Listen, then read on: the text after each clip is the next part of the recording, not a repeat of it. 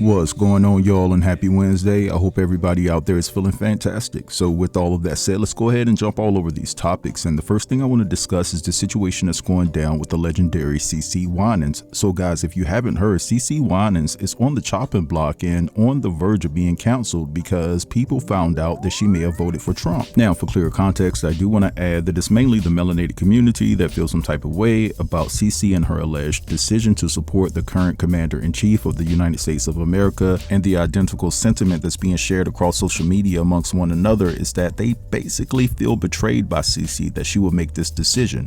Now, I've searched high and I've searched low, and I can't find any receipts of CeCe saying that she actually voted for Trump. Now, I will say if CeCe voted for Trump, it's her prerogative, it's her damn business. She's a grown woman, she's in charge of her decisions, and how are we to criticize her for making a choice that she felt was in her best interest, right? But my sisters, in particular, the 92%, they're standing on business. They don't want to hear none of that. They ain't trying to hear none of that, or whatever the case may be. They are appalled that CeCe allegedly was not a part of the 92%. Now, even though I was unsuccessful in finding any type of footage or receipts that back up the claims that CeCe may have voted for Trump, I did come across a video where she was being interviewed and she was asked flat out, hey, do you support Trump? And she said no. So I want to implement that video, and then I'm going to play you a couple of responses as it pertains to this whole CeCe situation and the black community trying to counsel her for her vote. So, all right. Do you support Donald Trump? Do I support Donald Trump? Explain that to me. What do you mean support Donald Trump? Well, you know, you campaign for him. Do you celebrate Donald Trump? You know, it's. No, absolutely not. Absolutely not. And again, I go back to, he is our president, and the Bible, again, I live my life by the word of God. And the Bible tells us to honor those in leadership, to pray for those in leadership. They didn't say pray for him if he's doing good, or if he's nice, or if he's kind, or if he's godly. But that's what I'm supposed to do. It doesn't tell me that I have to support him. The way black people are coming for CeCe Winans just because she voted for Donald Trump, this is the reason why I want nothing to do with the black community. Absolutely nothing to do with it. Because there is no reason for people to be coming for this woman. First of all, you don't have no respect for your elders, is what you don't have. You don't have any respect for your elders. You know darn well we grew up on Take 6, CeCe Winans, all of the Winans. You know darn well CeCe Winans, her whole family, all of the Winans are a staple in just growing up in any black household. Not even just the black community, just any black household. All of the songs that we still sing today. Okay, let us not forget Alabaster Box. But that's neither here nor there. It just goes to show that people really show what they worship, and they don't worship God. They worship their skin color. They worship being black. Above all else, they worship being black. And this isn't all black people. Some black people are not like that. Some black people are like me. I don't worship my skin color. I worship the Lord Jesus Christ. And whatever he says in his word is what I'm going to put first above anything else. I have a biblical worldview on everything. And so, and you don't necessarily even have to vote for Trump. All you have to do is not be immoral. Okay? Because the Democratic Party has showed nothing but immorality on every single level, even trying to inflict harm upon our children by muting them and saying that this is the right thing to do for them, and voting for these weird things. I mean, it's just so many things that I can't even name, but just the fact that no assistance was offered to you black people from them. They offered you no kind of assistance, but yet you want to go and try to shut down or dismiss or cancel CeCe Winans. First of all, she stands in her own right as a Christian and a woman of God. She not worried about you ignorant black folks. But I will admit, I think it would be hurtful for her to see so many people that are against her. Why? Because she voted differently? Y'all are the only ones that say, oh, well, we want people to have the right to do what they want to do. But then you turn around and jump down our back because we did what we wanted to do. We did not vote for Cackle and Kamala. We did not want her to remain in office. Let us forget she was already in office. Okay? She wasn't campaigning to get in there. She was up in that thing and did nothing. So I just want to go on record. I don't have a black card. I don't have a black community stance. I don't stand with y'all if you think like that. Now, if you stand for righteousness, I stand with you. So you could be Asian, you could be Mexican, you could be white, and you could be black. You are my brothers and sisters according to the word. Whoever does what God says, and even if you don't necessarily do what God says, if you on that party side, I sure ain't gonna stand with your behind, because something is mentally wrong with you. There's an old saying that goes, "You're so heaven bound that you're no earthly good." That saying came to mind when I heard a story told by Whitney Houston. Whitney said when she knew she was going to cover "I'm Every Woman," she wanted it to be a duet. She called one of her good girlfriends who she wanted to do the duet with, and she asked them if they were familiar with the song. Well, this person turned down the duet because she didn't like the opening line, which is, "I can cast a spell." Now, when I first heard that story, I thought, yeah, so heaven bound, no earthly good. Now, I heard that story, I think I saw it on something on an anniversary of Whitney's passing. And that person was CeCe Winans. And I hear there's a lot of talk about her tiny desk. Now, I knew this tiny desk was done. I had planned to watch it when I had time.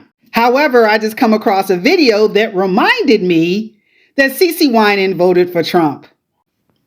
And if memory doesn't fail me, and it fails me a lot, especially at this age with the menopause going on, but I think I remember seeing her on an interview saying that women were not meant to lead the church.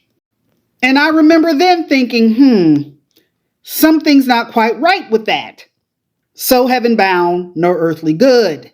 So in my mind now, CeCe Winans is so anti-woman and so anti-black, but yet she's so godly to the most godless man walking in this country. It's all a giant walking contradiction. It's as humanly oxymoronic as you can possibly get. And nothing breaks my heart more than to find out something crazy about one of my vocal heroes. Because some stuff you can look past. Other stuff, not so much. And I'm not one of those people who can separate the person from their art. And this will also affect some of my coworkers, because when they want to force me to sing, all they got to do is, "All I want to do is just explain. Why do I feel the way I do? What a joy to share with you." And now I probably won't be able to do that no more. What a tragedy and what a waste. CeCe Winans needs to be canceled. I said what I said. And I don't care who gets mad. Her. All right, so you guys just heard all of that. Now, please, if you have any information or footage of CeCe saying that she voted for Trump, send it my way, because again, I want to reiterate that I haven't came across that footage yet. But yeah, you have people split down the middle that feel like she betrayed the 92% that voted in this past election. And then you have other individuals like, yo, we stand on the other side. How can you criticize someone who made a decision for the best interest of her and her household? So I want to know, do you still support her even if she voted for Trump? Or it doesn't matter to you? If she does, she's still going to remain a staple in your household and you're still going to support her and her music? Let a brother know in the comments. But anyway, let's transition, because I want to talk about this lawsuit that Tyler Perry is now faced with. Now, this comes from the actor Derek Dixon, who is suing Tyler Perry for $260 million for SA. Derek says that he met Tyler back in 2019, and Tyler approached him and picked him out of a group of many individuals and offered him a role and things of that nature. And Derek goes on to give his account about going to Tyler Perry's crib back in 2020 to hang out and just chill. Derek admits that he had too much to drink and he ended up passing out in the guest room. He said later on that's when Tyler Perry came into that guest room and got in bed with him and started to caress him all over. He adamantly rejected Tyler Perry's advances, and ultimately Derek had to end up telling Tyler that he wasn't attracted to him in that way. Now, by Derek admitting this, he thought that it would sully opportunities that could come his way based off of the fact that he was looking to have some roles in some Tyler Perry films, but ultimately he ended up getting a couple of small roles and landing a role in the Oval series that aired on Netflix. Now, Derek did provide a slew of text messages that transpired between the two of them, and it was very clear and evident that Tyler Perry was trying to get in that white boy drawl.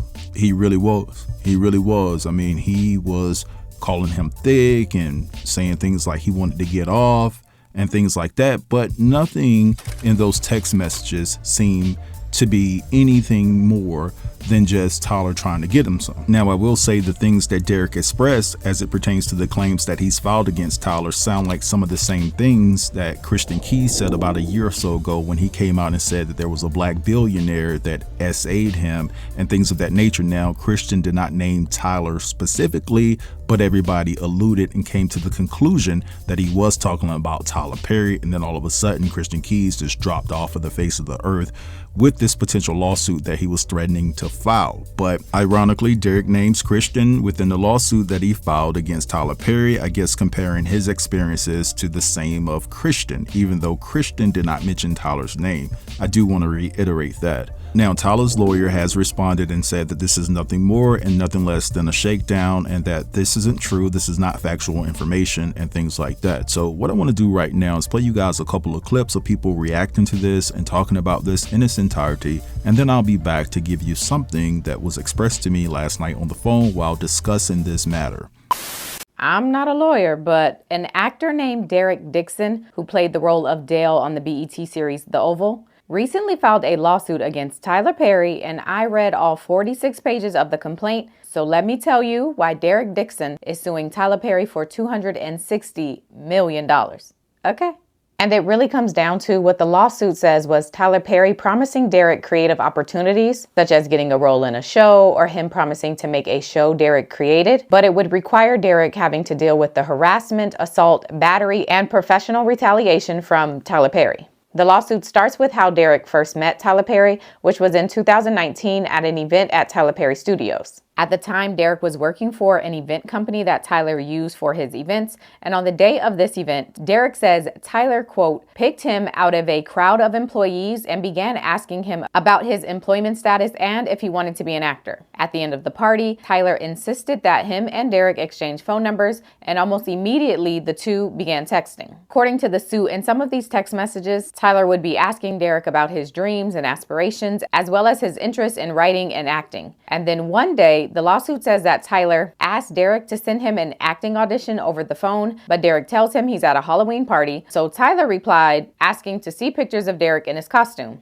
Derek sends the pictures, and then the lawsuit says that Tyler responded saying, quote, I was gonna say, your cowboy needs a sugar daddy. You look great, you're just lacking costume parts. Sorry, don't want to offend. Derek replies to this message saying, not at all, it's so true, half-assed costume. And then Tyler Perry responds saying, what's true? Cowboy needs a sugar daddy.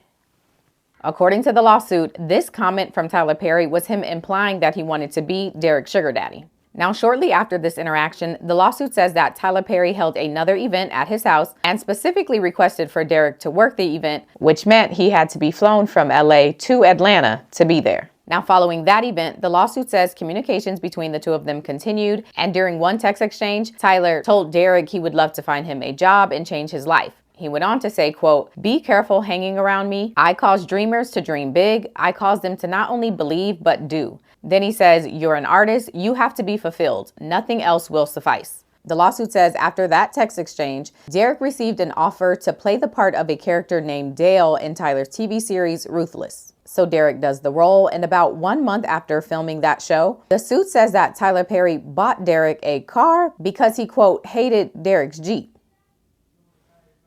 So more calls, conversations, and events happened, and according to Derek, the conversations with Tyler Perry started to get strange. The suit says in one text, Tyler said, quote, I can't tell you the last time I pumped gas or went to the supermarket or flew commercial or packed a bag or had good mex. It was before I was rich. Derek says he thought the messages were strange coming from Tyler, but he decided to downplay them in hopes that he would be able to showcase his acting and writing talents off to Tyler. Now, a few months after that text exchange, Tyler Perry invited Derek to his house. Derek goes over, they have some drinks, and the conversation was overall pretty friendly. However, according to the lawsuit, at the end of the night, Tyler Perry invited Derek to stay over since they had been drinking, and Derek goes to a guest bedroom where he strips down to his underwear because he didn't have pajamas and gets in the bed to go to sleep. According to the lawsuit, while Derek was laying in the bed, Tyler Perry came and slipped in behind him and started rubbing Derek's inner thigh. The suit says Derek jumped out of the bed and told Tyler that he wasn't trying to do that, but Tyler allegedly ignored him and instead told him to turn around so Tyler could see him in his underwear. And while Derek was telling Tyler he didn't want to do anything, he was also trying not to insult Tyler since Tyler was, quote, dangling his career in front of him. Now, this lawsuit doesn't say how that night ended, but it goes on to say that Derek would frequently tell Tyler that he didn't want to do anything with him, but Tyler would respond by prying into his life. As an example, the lawsuit includes a text message in which Tyler says to Derek, quote, "I would hope that you would let someone hold you and make love to you. You are missing the best years of your life, my friend. Trust me. I hope you get past that block in your mind soon." And according to Derek and this lawsuit, that text was Tyler implying that Derek would hopefully get past the block in his mind and let Tyler make love to him. As a response to that text, Derek said, quote, "Well, it's not this person, but yes, I want that too. I'm working on it. Therapy is helping." According to the suit, as time went on, Tyler continued calling and texting Derek, and at first he wasn't answering until Tyler offered him a role in a new show called The Oval. The suit says that during his time filming The Oval, Tyler Perry's advances and harassment towards Derek only continued. There's one example in which Tyler allegedly told Derek, quote, "I give and give and give, and no one ever gives me what I want or what I need," which the suit says was Tyler Perry implying that Derek was not giving him what he wanted. And in another example, the lawsuit says that Tyler told Derek that he was a top and he preferred a man that was already in a relationship so that Tyler wouldn't have to deal with the emotional aspect of the person, just the physical. Once filming for The Oval began and Derek got the scripts for his character, he noted that at the end of the season, his character was written to be shot 4 times. Derek asked Tyler about this, and Tyler told him if he does a good job, his character may not die, which the lawsuit says Derek understood to mean that his job security and role on this show was dependent upon his relationship with Tyler Perry, and if he did or did not entertain Tyler's advances. During the time all of this is happening, the lawsuit says that Derek witnessed Tyler Perry killing off other characters of the show when the actors of those characters got on his bad side. So according to the lawsuit,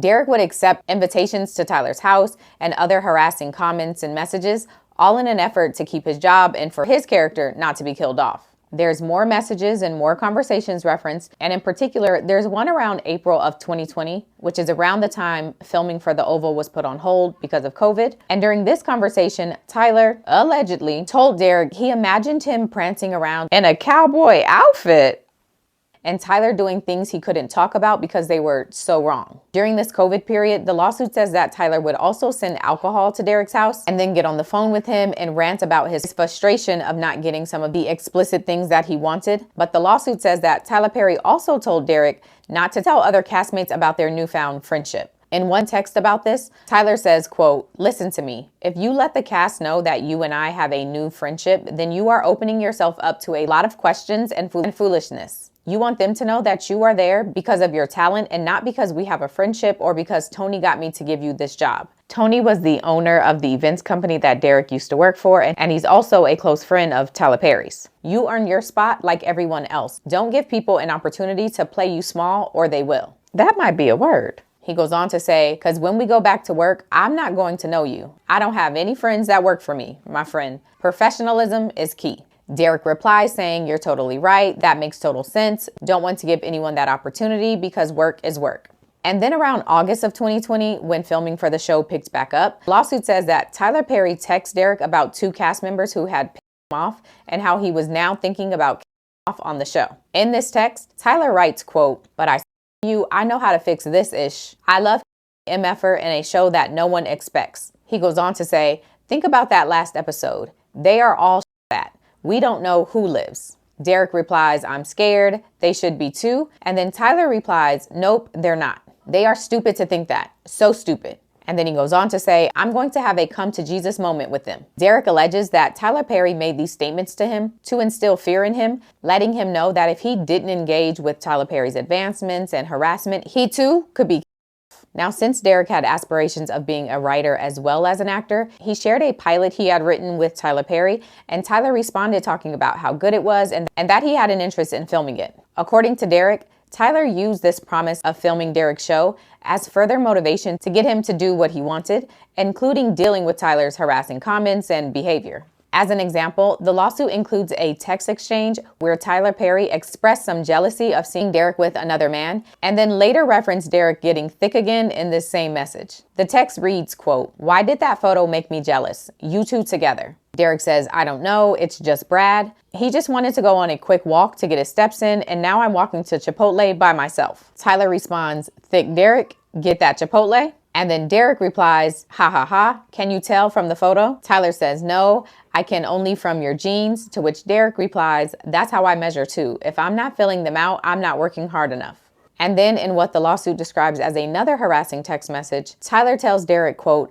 "I feel sorry for the person that you choose. And what I mean by that is you're so beautiful. When you finally are able to unlock your mind, you're going to make that person crazy."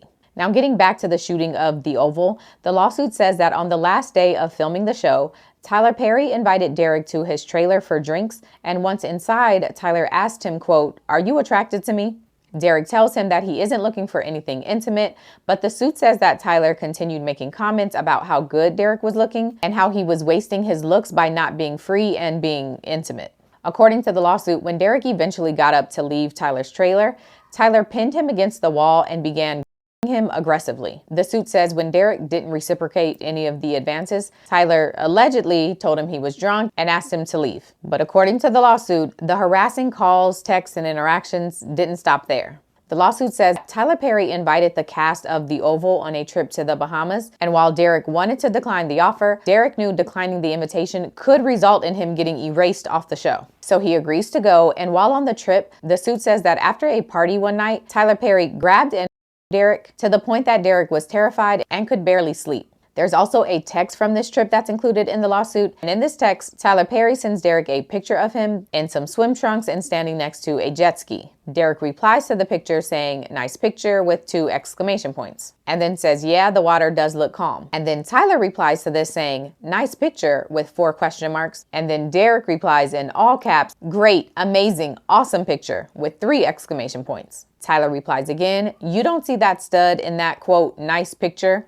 Rude." Derek says, "LOL, yes, that's a stud." According to the lawsuit, this continued pattern of harassment from Tyler Perry made Derek so stressed out that he eventually went to go see a doctor and was giving an antidepressant to deal with what was happening. But according to the lawsuit, Tyler Perry's propositions and harassment continued into 2021, including in a text message where Derek said, quote, "I know I need to smell the roses more." Tyler replies, "You are the rose, but you are so blocked that you refuse to be smelt or opened."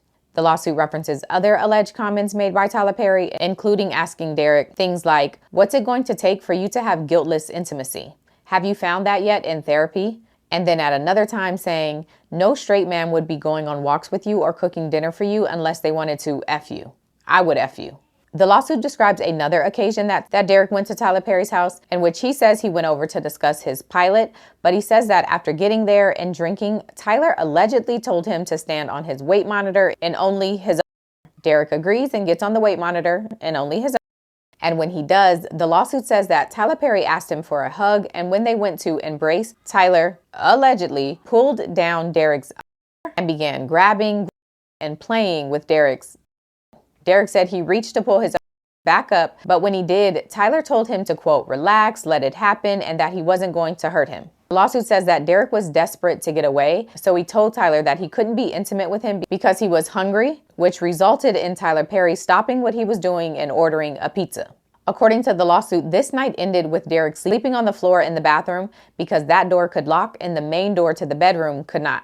After that last encounter, Derek began ignoring Tyler Perry, and when he finally did answer him, Tyler was apologetic and blamed his behavior on testosterone supplements that he had been taking. In a text where they were referencing these supplements, Tyler says, quote, "I love how I feel right now, but I don't like being corny." Derek says, "Oh yeah, from the doctor, but is it making you feel better?" And then Tyler responds, quote, "I feel so good, but I don't like being corny. I feel sorry for the first person that flirts with me." Following this conversation about the supplements and Tyler apologizing for his behavior, the lawsuit says that Tyler attempted to continue making the situation better by inviting Derek on a yacht trip, promising Derek to make his pilot, and then later offering to invite a third person on this yacht trip to make sure that Derek felt comfortable. But according to the lawsuit, Derek refused this invitation and the two of them stopped speaking for 5 months. At some point during this break of not talking, the lawsuit says that Derek was contacted by members of Tyler's team, who the lawsuit calls fixers, and they tell Derek that he's going to be getting a new storyline. He's going to be getting a $6,000 per episode raise that would continue to increase over the coming seasons. And he was told that Tyler Perry wanted to buy the rights to produce his pilot and planned to spend $1 million on the production for it.